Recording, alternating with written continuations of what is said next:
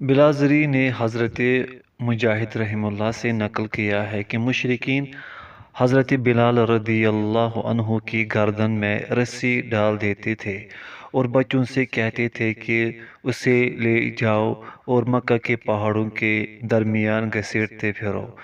بچے اسی طرح کرتے مگر بلال احدن احدن پکارتے چلے جاتے تھے۔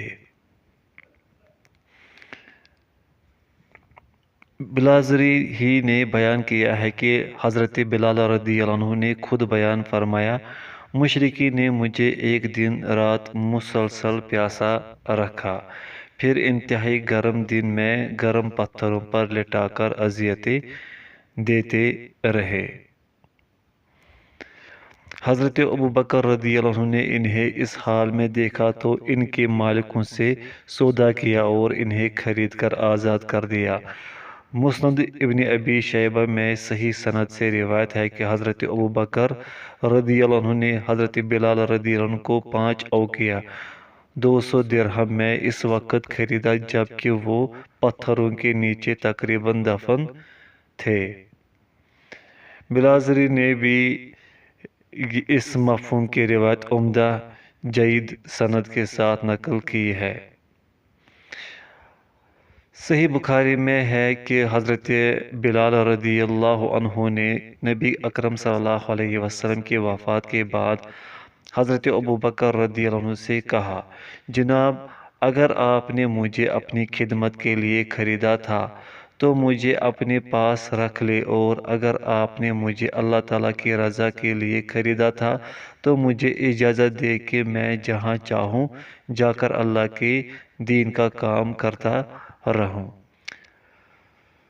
خباب بن ارت رضی اللہ عنہ، خباب بن ارت بن جندلہ بن سعد بن خزیمہ بن تمیم تمیمی، بعض مورخین نے انہیں خزائی بھی کہا ہے۔ یہ دور جاہلیت میں قیدی بنا لیے گئے تھے، پھر انہیں مکہ لا کر فروخت کر دیا گیا۔ یہ امی انمار خزائیہ کے آزاد کردہ غلام تھے۔ اس بات میں تھوڑا اختلاف ہے، پھر انہوں نے بنو زہرہ سے حلیفانہ معاہدہ کر لیا۔ یہ لوہے کا کام کرتے تھے، نیزے اور تلواریں بنایا کرتے تھے۔ سابقین اولین میں شامل تھے۔ انہوں نے جب اسلام کا اعلان کیا تو مختلف قسم کی تکالیف اور عذاب سہنے پڑے، اور دیگر کمزور مسلمانوں کی طرح شدید مالی اور جانی نقصان برداشت کرنا پڑا۔ روایت ہے کہ مشرکین انہیں سر کے بالوں سے پکڑ کر جھٹکے دیتے اور گھسیٹتے، ان کی گردن بے دردی سے مروڑتے اور انہیں دھاگتے پتھروں پر لیٹا دیتے تھے، پھر سینے پر بھاری پتھر رکھ دیتے تھے تاکہ اٹھ نہ سکے۔ کبھی آگ جلا کر انگاروں پر لٹا دیتے تھے، وہ انگارے ان کی کمر کی چربی پگھلنے سے بجھتے تھے۔ ایک دفعہ انہوں نے اپنی کمر سے کپڑا اٹھایا اور حضرت عمر بن خطاب رضی اللہ عنہ کو آگ سے جلنے کے نشانات دکھائے۔ حاشیہ: ابو نعیم نے جس سند سے یہ روایت نقل کی وہ مرسل ہے اور شعبی تک پہنچتی ہے۔ اگر یہ ثابت ہو جائے کہ شعبی نے خباب رضی اللہ عنہ سے حدیث سنی ہے تو یہ روایت صحیح اور متصل مانی جائے گی۔ خباب رضی اللہ عنہ کو قریش کی طرف سے اذیتیں دی جانے کی بابت جو روایت ہم نے پیش کی وہ اس روایت کی تائید کرتی ہے، اس بنا پر ہم اسے حسن قرار دیتے ہیں۔ مورخ و محدث ابن سعد نے ابو لیلہ کندی کی ایک روایت نقل کی ہے جس کا مضمون یہ ہے کہ مشرکین مکہ نے خباب رضی اللہ عنہ پر خوفناک تشدد کیا تھا۔ اس کے نشانات انہوں نے عمر بن خطاب رضی اللہ عنہ کو اپنی پیٹھ پر دکھائے تھے۔ اس روایت کی سند حسن ہے۔ ابو لیلہ کندی کی اس روایت کو امام ابن ماجہ نے بھی اپنی سند سے نقل کیا ہے جس کی سند صحیح ہے۔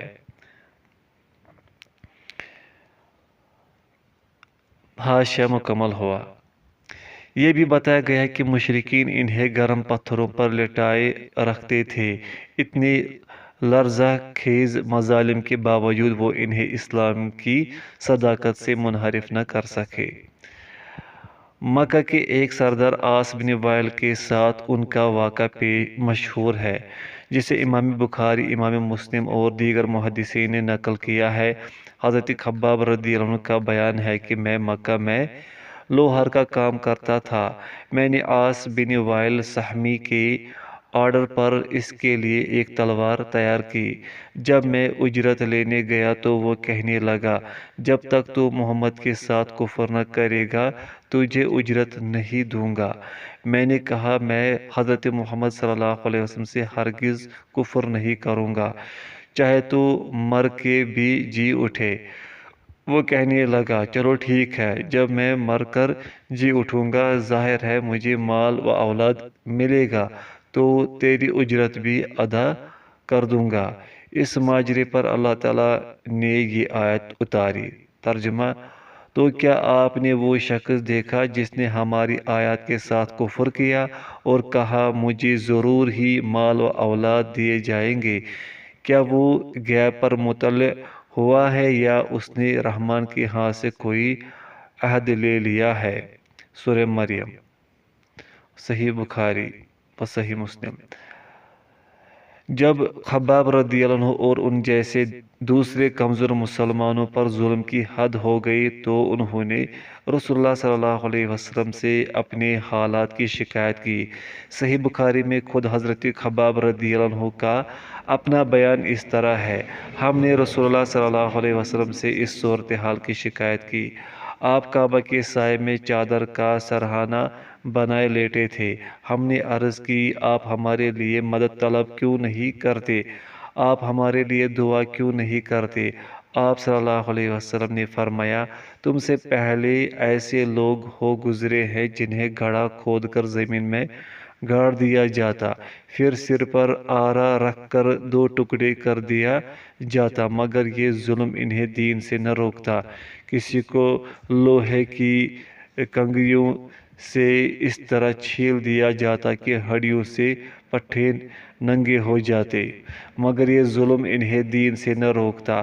اللہ کی قسم، یہ دین ضرور پائے تکمیل کو پہنچے گا اور سوار صنعاء سے حضر موت کا سفر کرے گا، لیکن اسے اللہ کے سوا کسی کا خوف نہیں ہوگا۔ زیادہ سے زیادہ یہ خدشہ ہوگا کہ کہیں کوئی بھیڑیا میری بکریاں نہ مار دے، لیکن تم جلد بازی کرتے ہو۔ دوسرے مظلوم غلام: ان کے علاوہ حمامہ بلال کی والدہ، عامر بن فہیرہ، ام عبیس، زنیرہ، نہدیہ اور اس کی بیٹی بنو عدی کی لونڈی جسے حضرت عمر بن خطاب اپنے اسلام سے قبل ایذائے دیا کرتے تھے۔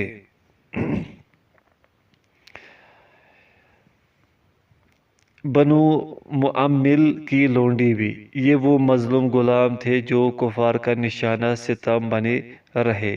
ان سب کو حضرت ابوبکر رضی اللہ عنہ نے خرید کر آزاد کیا، لیکن یہاں بھی روایت بلا سند ہے۔ جب حضرت ابوبکر رضی اللہ عنہ کے والد ابو قحافہ نے دیکھا کہ ان کا بیٹا ابوبکر مظلوم غلاموں کو خرید کر آزاد کر رہا ہے تو وہ کہنے لگے، بیٹا، ان کمزور و ناتواں لوگوں کو آزاد کرنے کا کیا فائدہ؟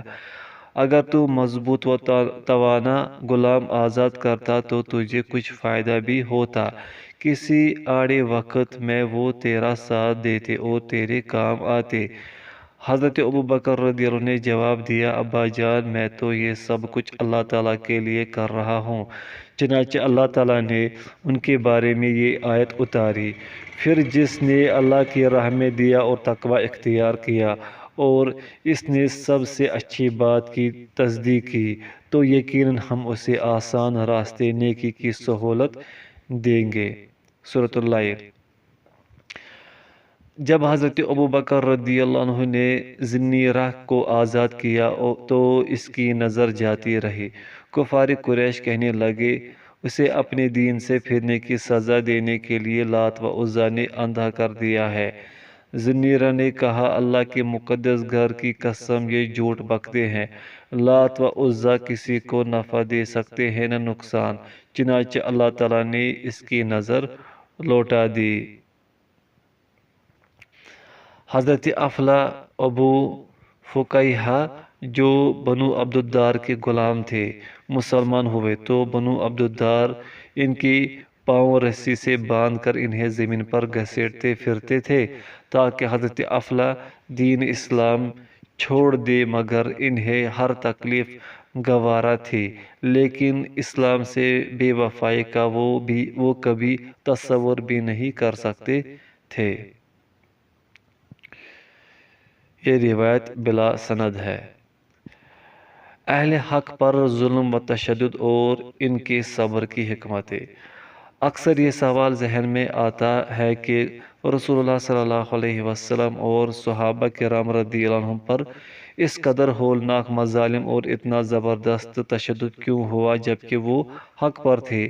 اللہ تعالیٰ نے ان کو تشدد سے کیوں نہیں بچایا جبکہ وہ اللہ کا لشکر تھے اور ان میں خود رسول اللہ صلی اللہ علیہ وسلم بھی بنفس نفیس موجود تھے؟ اس کا جواب یہ ہے کہ دنیا میں انسان کی اولین حیثیت اس کا مکلف اور ذمہ دار ہونا ہے۔ انسان کی تخلیق کا مقصد ہی یہی ہے کہ وہ اللہ تعالیٰ کا کلمہ بلند کرے، دعوت و جہاد کا کام کرے، اور یہ مکلف ہونے کا لازمی نتیجہ ہے۔ اور حق یہ ہے کہ مکلف بنے بغیر اللہ تعالیٰ کی عبادت کا حق ادا نہیں کیا جا سکتا۔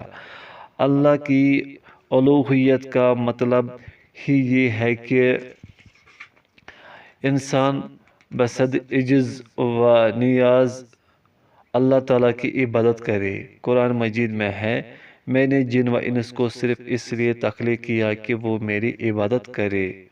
سورۃ الذاریات۔ مختصر یوں سمجھ لیجئے کہ عبودیت انسان کے مکلف ہونے کا تقاضا کرتی ہے، اور مکلف ہونے کا مطلب ہی ہے کہ انسان اپنے نفس و خواہشات کا مقابلہ کرے اور فتنوں کے مقابلے میں ڈٹ جائے۔ اس سلسلے میں اگر کوئی مشقت اٹھانی پڑے یا مبتلا آزمائش ہونا پڑے تو دلیری، جوان مردی اور استقامت کا ثبوت دے۔ آزمائش اور مصائب کی نرگہی میں سچے اور جھوٹے میں امتیاز ہوتا ہے اور صحیح وزن ایمانی معلوم ہوتا ہے۔ اللہ تعالیٰ نے فرمایا، ترجمہ الف لام میم، کیا لوگوں نے گمان کیا ہے کہ وہ اسی پر چھوڑ دیے جائیں گے کہ کہہ دے ہم ایمان لائے اور انہیں آزمایا نہیں جائے گا، حالانکہ بلا شک و شبہ ہم نے ان لوگوں کو آزمایا جو ان سے پہلے تھے، چنانچہ اللہ ہر صورت ان لوگوں کو جان لے گا جنہوں نے سچ بولا اور انہیں بھی ہر صورت جان لے گا جو کذاب ہے۔ سورۃ العنکبوت۔ ارشاد ربانی ہے، پھر کیا تم نے یہ سمجھ رکھا ہے کہ تم جنت میں داخل ہو جاؤ گے، حالانکہ ابھی اللہ نے تم میں سے ان لوگوں کو نہیں جانا جنہوں نے جہاد کیا اور یہ کہ وہ صابروں کو جان لے۔ سورہ آل عمران۔ جب حقیقی اور اصل معاملہ یہ ہے تو پھر کسی مسلمان کے لیے زیبا نہیں کہ وہ آزمائش اور مشقت سے بد دل ہو جائے، بلکہ اس دین کا تو مزاج ہی یہ ہے کہ جس قدر بھی تکالیف و مصائب سے سابقہ پڑے مومن بہرحال خوش رہے اور اللہ کی مدد کا کامل یقین رکھے، یہاں تک کہ امر ربی پورا ہو جائے۔ اس کی واضح دلیل اللہ تعالیٰ کا یہ ارشاد عالی ہے۔ ترجمہ، پھر کیا تم نے یہ سمجھ رکھا ہے کہ تم جنت میں یوں ہی داخل ہو جاؤ گے، حالانکہ ابھی تک تمہیں ان لوگوں کی مانند مشکلات پیش نہیں آئی جو تم سے پہلے گزرے، ان کو سختی اور تکلیف پہنچی اور وہ ہلا کر رکھ دیے گئے، یہاں تک کہ رسول اور اس کے ساتھ جو لوگ ایمان لائے کہنے لگے اللہ کی مدد کب آئے گی، آگاہ رہو بے شک اللہ کی مدد قریب ہی ہے۔ سورۃ البقرہ۔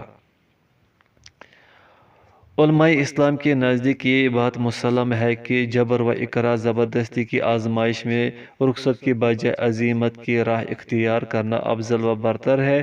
خصوصاً ائمہ کرام اور قائدین کی پیشانیوں پر تو عزیمت ہی کا تاج جچتا ہے، اور فقہا اسی اکراه و جبر کو معتبر سمجھتے ہیں جس میں اکراه زبردستی کرنے والے کو اپنی دھمکی پر عمل درآمد کی قدرت بھی ہو۔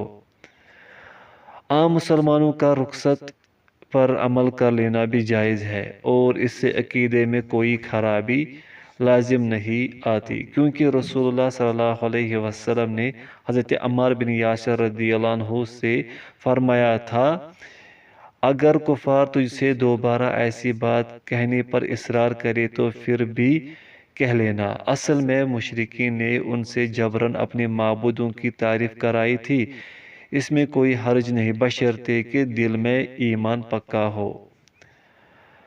علامہ ابن کثیر رحمہ اللہ نے حضرت عمار کے اس واقعے پر تبصرہ کرتے ہوئے لکھا، اسی لیے علماء کا اتفاق ہے کہ مجبور و معذور شخص اپنی جان بچانے کے لیے کلمہ کفر کہہ سکتا ہے۔ ہاں، اسے یہ بھی اجازت ہے کہ وہ اپنی جان کی بازی لگا دے، جس طرح حضرت بلال رضی اللہ عنہ تشدد کے بدترین حربوں کا بھی ڈٹ کر مقابلہ کرتے رہے، اور عزیمت کا ایسا ہی بے مثال نمونہ حضرت حبیب بن زید انصاری رضی اللہ عنہ نے بھی پیش کیا تھا۔ ان سے مسیلمہ کذاب کہتا تھا، تو گواہی دیتا ہے کہ محمد رسول ہے؟ وہ کہتے ہاں، لیکن جب وہ کہتا تو گواہی دیتا ہے کہ میں اللہ کا رسول ہوں، تو وہ کہتے میں نہیں سنتا۔ وہ ظالم ان کا ایک ایک عضو کاٹتا رہا جس سے وہ شہید ہو گئے، مگر اپنی بات پر ڈٹ رہے۔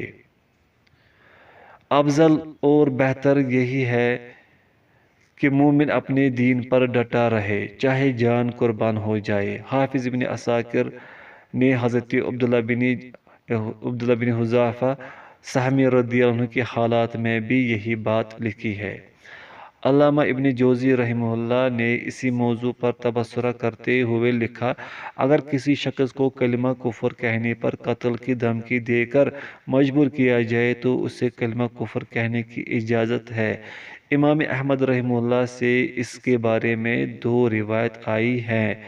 ایک روایت تو یہ ہے کہ اسے کلمہ کفر کہنے کی اجازت تب ہے اگر واقعی اسے اپنی جان جانے یا کوئی عضو ضائع ہونے کا خطرہ لاحق ہو جائے۔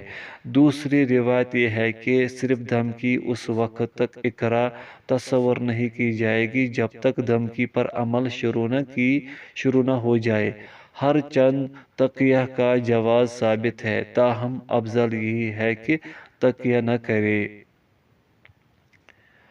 حاشیہ: یہ تو جان جانے کا خوف ہے جس کی بنا پر مخصوص حالات میں تقیہ کی اجازت ہے، مگر اہل تشیع اس حوالے سے حضرت علی رضی اللہ عنہ پر تقیہ کرنے کا جو بہتان لگاتے ہیں وہ بالکل بے بنیاد ہے۔ اس ضمن میں تمام شیعی روایات من گھڑت ہے۔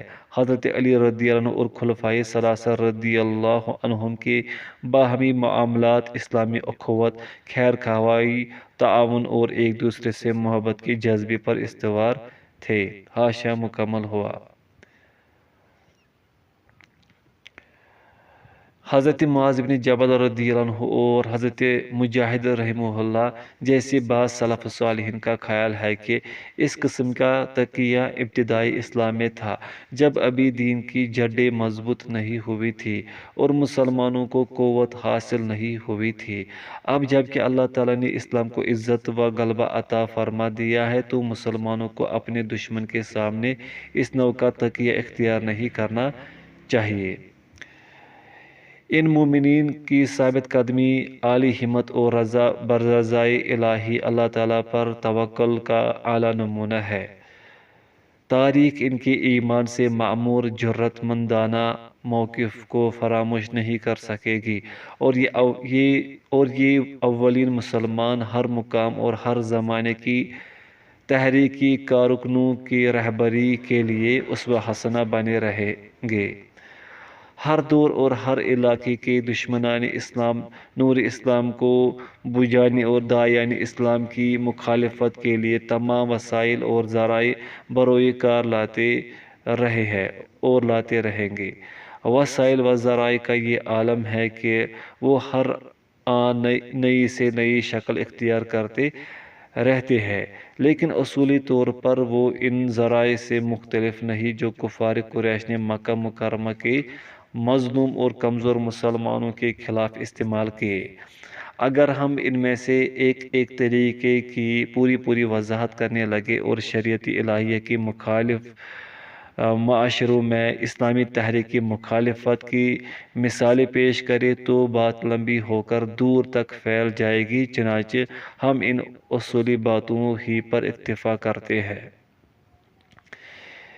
اس حقیقت میں اللہ تعالیٰ کی عظیم حکمت کار فرما تھی کہ مشرکین مکہ نے اپنی حد تک آپ صلی اللہ علیہ وسلم کی دعوت اور تحریک کے جو اسباب و مقاصد سمجھے اور ممکن خیال کیے، ان کی روشنی میں انہوں نے رسول اللہ صلی اللہ علیہ وسلم سے طرح طرح کی سودے بازی، بھاؤ تاؤ اور جوڑ توڑ کی ہر ممکن پوری کوشش کی، اور آپ صلی اللہ علیہ وسلم کے سامنے ہر بڑی سے بڑی انتہائی پرکشش پیشکش رکھ دی، مگر آپ صلی اللہ علیہ وسلم نے ان کی اونچی سے اونچی پیشکش کو بھی نہایت نیچ اور ناقابل توجہ سمجھا اور دعوت اللہ کا کام زور شور سے جاری رکھا تاکہ تاریخ کا ہر ورق یہ اعلان کر دے کہ آپ کا مقصد فروغ اسلام کے سوا اور کوئی نہیں تھا۔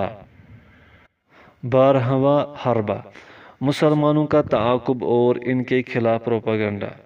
جب کچھ مسلمان مکہ والوں کے مظالم سے تنگ آ کر نجاشی شاہ حبشہ کے پاس چلے گئے تو مشرکین نے ان کے پیچھے کئی آدمی دوڑائے تاکہ حبشہ پہنچنے سے پہلے ہی انہیں دبوچ لیا جائے، لیکن جب وہ حبشہ پہنچ گئے اور وہاں امن و سکون سے رہنے لگے اور ان کی تعداد میں اضافہ ہونے لگا تو قریش کو یہ بات بڑی ناگوار گزری۔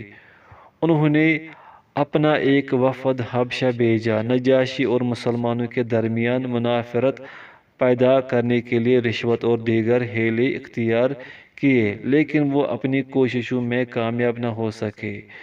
اس کی تفصیل ہجرت حبشہ اولیٰ، ہجرت حبشہ ثانیہ اور ہجرت مدینہ کے ضمن میں آئے گی۔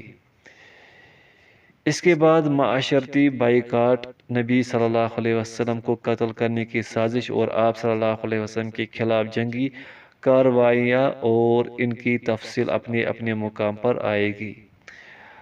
رسول اللہ صلی اللہ علیہ وسلم اور مسلمانوں کی جائی ملاقات۔ رسول اللہ صلی اللہ علیہ وسلم اسلام میں نئے داخل ہونے والوں سے خفیہ ملاقاتیں کرتے تھے تاکہ ان تک وحی اور دینی تعلیمات پہنچائے۔ دعوت اسلامی کے 5ویں سال رسول اللہ صلی اللہ علیہ وسلم نے ایک مسلمان ارقم بن ابی ارقم کا گھر اس مقصد کے لیے منتخب فرمایا تاکہ وہاں مسلمان اکٹھے ہو سکے۔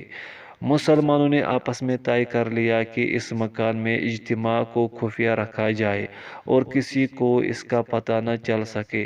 اکثر صحابہ اپنے اسلام کو ظاہر نہیں کرتے تھے، چنانچہ اس راز کو راز رکھنا ضروری تھا اور اسی میں اسلام اور مسلمانوں کا فائدہ مضمر تھا۔ باقی رہی یہ بات کہ رسول اللہ صلی اللہ علیہ وسلم نے اس مقصد کے لیے دار ارقم ہی کو کیوں منتخب فرمایا۔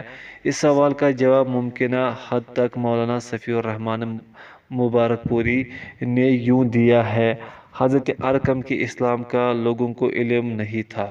وہ بنو مخزوم میں سے تھے جنہوں نے بنو ہاشم کے خلاف مقابلے بازی اور جنگ کا جھنڈا اٹھا رکھا تھا، چنانچہ یہ محال تھا کہ آپ دشمن کے عین مرکز میں چھپے رہ سکے۔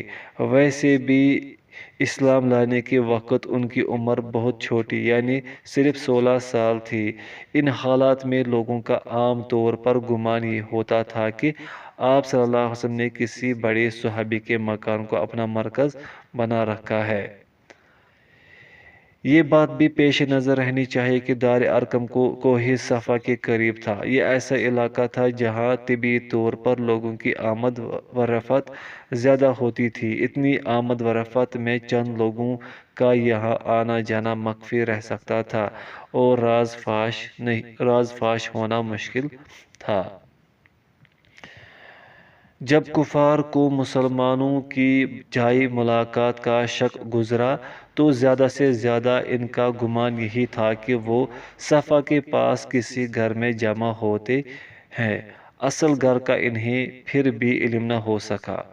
اخفا اور رازداری کا معاملہ اور اس کی حکمت عملی رسول اللہ صلی اللہ علیہ وسلم کی حیات طیبہ کے بے شمار مواقع میں واضح طور پر دکھائی دیتی ہے۔ انہی میں سے ایک موقع یہ بھی ہے۔